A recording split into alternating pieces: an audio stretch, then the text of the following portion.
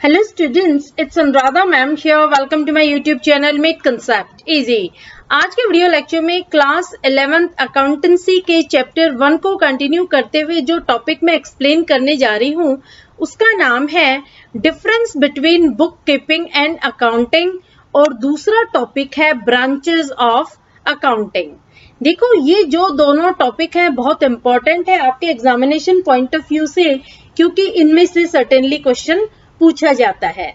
तो आज के वीडियो लेक्चर में मैं आपको बुक कीपिंग और अकाउंटिंग के बीच में जो बेसिक डिफरेंसेस हैं वो डिटेल में एक्सप्लेन करूंगी और दूसरा मैं आपको बताऊंगी कि अकाउंटिंग की कितनी टाइप्स हैं। देखो यूजुअली हम क्या सोचते हैं कि जो बुक कीपिंग है और अकाउंटिंग है ये दोनों सेम है, इन्हें हम इंटरचेंजेबली यूज कर सकते हैं, लेकिन ये गलत है क्योंकि बुक कीपिंग और अकाउंटिंग ये दोनों डिफरेंट टर्म्स हैं, इन्हें हम इंटरचेंजेबली यूज नहीं कर सकते। ये एक दूसरे से वेरी करती है क्योंकि जो अकाउंटिंग है ये एक वाइडर टर्म है और ये इंक्लूड करती है बुक कीपिंग को भी। जो बुक कीपिंग है ये अकाउंटिंग का ही एक पार्ट कंसिडर किया जाता है। तो आज के वीडियो लेक्चर में इन दोनों में क्या डिफरेंसेस है वो मैं आपको डिटेल में बता रही हूँ और टाइप्स ऑफ अकाउंटिंग भी मैं आपको डिटेल में बताऊंगी। तो पूरा वीडियो लेक्चर स्टार्टिंग से एंड तक फुल कंसंट्रेशन के साथ देखना, क्योंकि बुक कीपिंग और अकाउंटिंग में से डेफिनेटली क्वेश्चन आपके एग्जाम में पूछा जाता है। अब देखो मैं आपको एक्सप्लेन कर रही हूँ difference between book keeping and accounting. Book keeping और अकाउंटिंग के मीनिंग को अंडरस्टैंड करने के लिए मैं आपको लास्ट वीडियो लेक्चर के निमोनिक की याद दिलाती हूँ। निमोनिक क्या था? I am recording companies account. ये निमोनिक था जो मैंने आपको लास्ट वीडियो लेक्चर में डिटेल में एक्सप्लेन किया था। इस निमोनिक से हम अकाउंटिंग के एट्रीब्यूट्स, अकाउंटिंग के कैरेक्टरिस्टिक्स, अकाउंटिंग के स्टेप्स, अकाउंटिंग का प्रोसेस इजीली डिफाइन कर सकते हैं, क्योंकि इस निमोनिक में 7 स्टेप्स इन्वॉल्व हैं। लेकिन देखो जब हम डिफरेंशिएट कर रहे हैं बुक कीपिंग और अकाउंटिंग में, तो हम क्या करेंगे कि इस निमोनिक का हाफ पार्ट तो ले लेंगे बुक कीपिंग में और सेकंड हाफ हम ले लेंगे अकाउंटिंग में। तो इसके हाफ पार्ट में हम स्टार्टिंग की 4 स्टेप्स ले लेते हैं बुक कीपिंग में। आई एम रिकॉर्डिंग कंपनीज का सी हम ले लेंगे बुक कीपिंग में और एस हम लेंगे अकाउंटिंग में, और अकाउंट आएगा अकाउंटिंग में। देखो आई से क्या बनेगा? Identifying financial transaction. एम से बनेगा measuring in terms of money. R से बनेगा रिकॉर्डिंग, तो ये रिकॉर्डिंग का रिकॉर्डिंग होगा, और जो सी है सी से बन जाएगा क्लासिफाइंग। तो इस निमोनिक की first 4 steps I M R C ये हम ले लेते हैं बुक कीपिंग में, क्योंकि बुक कीपिंग ये एक ऐसा फंक्शन होता है जिसमें हम फाइनेंशियल ट्रांजैक्शंस को सबसे पहले आइडेंटिफाई करते हैं कि ये ट्रांजैक्शन बिजनेस नेचर का है कि नहीं है। सेकेंडली हम उसे मनी की टर्म्स में मेजर करते हैं। कैसे हम मनी की टर्म्स में मेजर करते हैं ये सब मैंने आपको डिटेल में लास्ट वीडियो लेक्चर में बताया है। और थर्ड स्टेप में हम उस मनी वैल्यू को रिकॉर्ड करते हैं जर्नल में, और फोर्थ स्टेप में हम क्लासिफाई करते हैं, यानी हम लेजर पोस्टिंग करते हैं। सिमिलर नेचर के आइटम्स को हम एक ही अकाउंट में पोस्ट करते हैं। तो ये 4 स्टेप आएगी बुक कीपिंग में। Book keeping includes first identification of financial transaction, second is measuring in terms of money, third is recording and fourth is classifying. समझ में आ गया आपको बुक कीपिंग? अब मैं आपको बता रही हूँ अकाउंटिंग। देखो अकाउंटिंग में निमोनिक की हम 3 स्टेप लेते हैं। जो लास्ट की 3 स्टेप है वो हम लेंगे, एक है एस, एक है ए और एक है C. Accounting in addition to bookkeeping includes, देखो जो अकाउंटिंग होता है उसमें बुक कीपिंग तो आता ही आता है। इन एडिशन का मतलब हुआ कि बुक कीपिंग के एडिशन में जो बुक कीपिंग की स्टेप्स है वो तो सारी इसमें इन्वॉल्व होती है।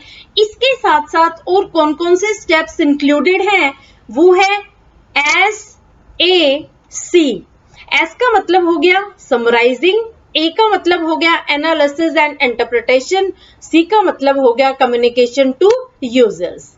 देखो अकाउंटिंग में जो भी क्लासिफाइड ट्रांजैक्शंस है उनकी हम समरी बनाते हैं। समरी हम कैसे बनाते हैं, हम profit and loss account prepare करते हैं, हम बैलेंस शीट प्रिपेयर करते हैं और हम एक समराइज्ड फॉर्म में उन ट्रांजैक्शंस को रिकॉर्ड करते हैं। इसके बाद हम एनालाइज करते हैं, इंटरप्रेट करते हैं उस समरी को, यानी जो कंपनी का सीए होता है, चार्टर्ड अकाउंटेंट होता है, वो सारे रिकॉर्ड को एनालाइज करता है, इंटरप्रेट करता है और फाइनली वो कम्युनिकेट करता है यूजर्स को। जो इंफॉर्मेशन होती है बिजनेस की कि बिजनेस कितना प्रॉफिट अर्न कर रहा है, क्या बिजनेस का टर्नओवर है, अगर बिजनेस लॉस इनकर कर रहा है तो लॉस भी इंटरप्रेट किया जाता है, कम्युनिकेट किया जाता है यूजर्स को। यूजर्स दोनों तरह के होते हैं, इंटरनल और एक्सटर्नल। तो समझ आया आपको फर्स्ट डिफरेंस बुक कीपिंग और अकाउंटिंग का। तो सबसे पहले मीनिंग को समझने के लिए आप निमोनिक याद रखना, I am recording companies account. इस निमोनिक में से जो फर्स्ट 4 स्टेप है वो तो आ जाएंगे बुक कीपिंग में और जो लास्ट की 3 स्टेप्स है वो आ जाएंगी अकाउंटिंग में। Clear? Next point is book keeping is primary stage. देखो जो बुक कीपिंग होती है ये बेसिस होती है अकाउंटिंग की, ये प्राइमरी स्टेज पर होती है, accounting is secondary stage. Secondary stage का मतलब क्या हुआ कि जहां पर बुक कीपिंग खत्म होती है वहां अकाउंटिंग शुरू होती है, इसलिए हम इसे कहते हैं कि accounting is secondary stage. Next point is book keeping is routine in nature. जो बुक कीपिंग है ये रूटीन वर्क है, यानी रोजाना एक जैसा ही काम होता है, लेकिन जो अकाउंटिंग है it is analytical in nature, ये डायनेमिक है, ये एनालिटिकल है। जो अकाउंटिंग का काम होता है वो एक जैसा काम नहीं होता, रूटीन वर्क नहीं होता है। Next point is book keeping is performed by junior staff, for example clerk. देखो जो बुक कीपिंग है इसमें फाइनेंशियल ट्रांजैक्शंस की रिकॉर्डिंग होती है, तो इसे जूनियर स्टाफ परफॉर्म कर सकता है, क्लर्क इस काम को इजीली कर सकता है क्योंकि इसमें किसी स्पेशल स्किल की रिक्वायरमेंट नहीं होती। जबकि जो अकाउंटिंग होता है it is performed by senior staff, for example chartered accountant. ये एनालिटिकल इन नेचर होता है, इसमें जो काम होता है वो एनालिसिस का होता है, इंटरप्रिटेशन का होता है, तो इसमें सीनियर स्टाफ यानी चार्टर्ड अकाउंटेंट की रिक्वायरमेंट होती है। इसे परफॉर्म करने के लिए एक स्पेशलाइज्ड बंदे की जरूरत होती है, यहाँ पर क्लर्क काम नहीं कर सकता। क्लियर? तो अकाउंटिंग को परफॉर्म करने के लिए एक सीनियर और क्वालिफाइड स्टाफ मेंबर की रिक्वायरमेंट होती है जो होता है chartered accountant. Next point is its main aim is to make systematic record of transactions of financial nature। देखो जो बुक कीपिंग है इसका जो ऑब्जेक्टिव है वो है फाइनेंशियल ट्रांजैक्शंस को रिकॉर्ड करना, लेकिन जो अकाउंटिंग है इसका ऑब्जेक्टिव है to ascertain net results and financial position of business and communicate results to users। जो अकाउंटिंग प्रोसेस है इसमें एसर्टेन किया जाता है नेट रिजल्ट्स को। नेट रिजल्ट्स में क्या आता है कि बिजनेस ने कितना प्रॉफिट अर्न किया है, कितना लॉस इनकर किया है। दूसरा इसमें फाइनेंशियल पोजीशन को भी एसर्टेन किया जाता है और जो रिजल्ट आता है वो यूजर्स को कम्युनिकेट किया जाता है। Clear? Next point is it requires limited level of knowledge. देखो जो बुक कीपिंग है इसमें किसी तरह की स्पेशल स्किल की रिक्वायरमेंट नहीं होती, यहाँ पर लिमिटेड नॉलेज की ही रिक्वायरमेंट होती है क्योंकि जो काम होता है वो रूटीन वर्क होता है और एक क्लर्क परफॉर्म करता है, तो किसी तरह की स्पेशल स्किल की रिक्वायरमेंट नहीं होती यहाँ पर। No special skills is required. लेकिन जो अकाउंटिंग प्रोसेस है it requires higher level of knowledge. यहाँ पर स्पेशलाइजेशन की रिक्वायरमेंट होती है, क्योंकि यहाँ जो वर्क होता है वो एनालिसिस और इंटरप्रिटेशन का होता है। एक चार्टर्ड अकाउंटेंट ही अकाउंटिंग वर्क को परफॉर्म कर सकता है, तो यहाँ पर स्पेशलाइज्ड स्किल्स की रिक्वायरमेंट होती है। तो ये 6 पॉइंट है बुक कीपिंग और अकाउंटिंग के डिफरेंसेस के। होपफुली आपको क्लियर हो गए होंगे कि बुक कीपिंग और अकाउंटिंग में क्या डिफरेंस होता है, क्योंकि जो अकाउंटिंग होता है ये एक वाइडर टर्म होती है और बुक कीपिंग इसी का एक पार्ट होता है। समझ आ गया? अब मैं आपको बता रही हूँ ब्रांचेस ऑफ अकाउंटिंग। ब्रांचेस को आप टाइप्स के नाम से भी याद रख सकते हैं कि अकाउंटिंग की कौन कौन सी टाइप्स होती हैं। देखो, अकाउंटिंग की 3 ब्रांचेस होती हैं। पहली है फाइनेंशियल अकाउंटिंग, दूसरी है कॉस्ट अकाउंटिंग और तीसरी है मैनेजमेंट अकाउंटिंग। क्या होती है ये तीनों टाइप, ये मैं आपको डिटेल में समझा रही हूँ, ध्यान रखना, क्योंकि 1 मार्कर में टाइप से रिलेटेड क्वेश्चन जरूर पूछा जाता है। तो सबसे पहले मैं आपको बता रही हूँ फाइनेंशियल अकाउंटिंग क्या होती है। देखो, फाइनेंशियल अकाउंटिंग ये अकाउंटिंग की ऐसी ब्रांच होती है जो फाइनेंशियल ट्रांजैक्शंस को सबसे पहले रिकॉर्ड करती है, फिर उन्हें समराइज करती है, एनालाइज और इंटरप्रेट करती है और रिजल्ट को कम्युनिकेट करती है यूजर्स को। ये डिटरमाइन करती है कि बिजनेस ने कितना प्रॉफिट अर्न किया है या कितना लॉस इनकर किया है। प्रॉफिट और लॉस को जानने के लिए ये प्रिपेयर करती है प्रॉफिट एंड लॉस अकाउंट, और फाइनेंशियल पोजीशन को जानने के लिए ये प्रिपेयर करती है बैलेंस शीट। रिजल्ट को ये कम्युनिकेट करती है यूजर्स को। ये काम होता है फाइनेंशियल अकाउंटिंग का। समझ आया? फाइनेंशियल अकाउंटिंग ये अकाउंटिंग की ऐसी ब्रांच होती है जो फाइनेंशियल ट्रांजैक्शंस को रिकॉर्ड करती है, उन्हें समराइज करती है, इंटरप्रेट करती है, कम्युनिकेट करती है यूजर्स को। ये डिटरमाइन करती है कि बिजनेस ने ड्यूरिंग द अकाउंटिंग पीरियड कितना प्रॉफिट अर्न किया है, और अगर लॉस इनकर किया है तो कितना लॉस इनकर किया है। प्रॉफिट और लॉस को जानने के लिए ये प्रिपेयर करती है प्रॉफिट एंड लॉस अकाउंट को, और बिजनेस की फाइनेंशियल पोजीशन को जानने के लिए ये प्रिपेयर करती है बैलेंस शीट। जो भी रिजल्ट आता है उसे एनालाइज करने के बाद ये कम्युनिकेट करती है उसे यूजर्स को। ये काम होता है फाइनेंशियल अकाउंटिंग का। सेकंड आती है कॉस्ट अकाउंटिंग।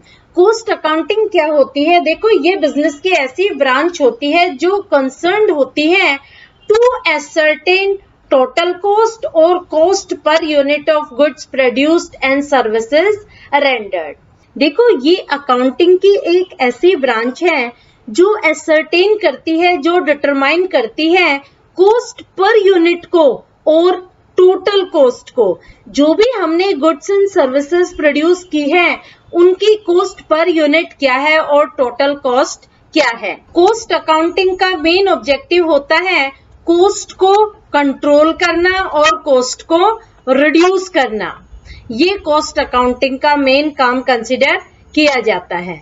देखो, सपोज आप पेन बना रहे हैं, तो पेन बनाने में आपको जो भी रॉ मटेरियल की जरूरत होती है, जैसे आपको मेटल की रिक्वायरमेंट होती है, आपको प्लास्टिक की रिक्वायरमेंट होती है, तो आपने कितना मेटल और कितना प्लास्टिक यूज किया एक पेन बनाने में, उस कॉस्ट को कॉस्ट अकाउंटिंग एसर्टेन करती है, कंट्रोल करती है, रिड्यूस करती है।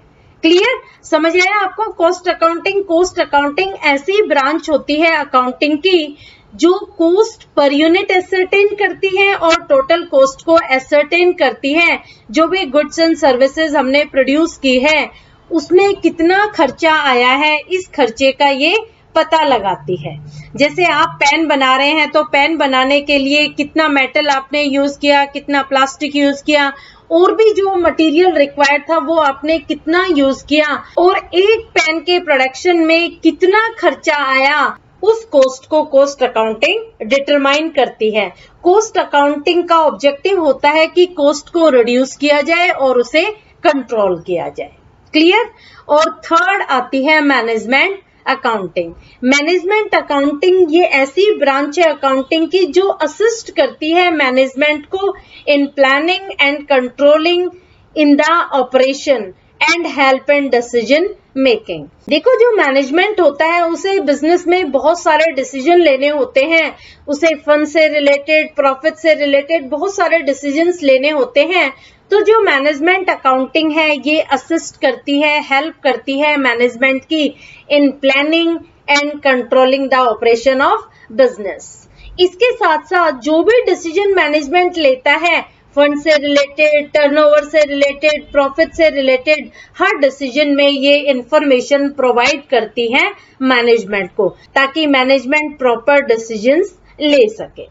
क्लियर? होपफुली आपको ब्रांचेस ऑफ अकाउंटिंग भी अच्छे से क्लियर हो गया होगा। आप मेरे चैनल को सब्सक्राइब जरूर कर लेना, क्योंकि 11th क्लास की अकाउंटेंसी मैं आपको पूरी डिटेल में पढ़ाऊंगी। लिंक आप अपने फ्रेंड्स को जरूर शेयर कर देना ताकि उनकी भी क्वेरीज क्लियर हो जाए। क्लियर? और नेक्स्ट वीडियो लेक्चर में मैं आपको एक्सप्लेन करूंगी functions of accounting, objectives of accounting, advantages and disadvantages of accounting. Hopefully आपको समझ में आ गया होगा। Please like my video lecture, share it with your friends, subscribe my channel, और नोट्स के लिए आप ज्वाइन कर लेना मेरे टेलीग्राम ग्रुप को। ये लिंक है मेरे टेलीग्राम ग्रुप का। Thank you so much.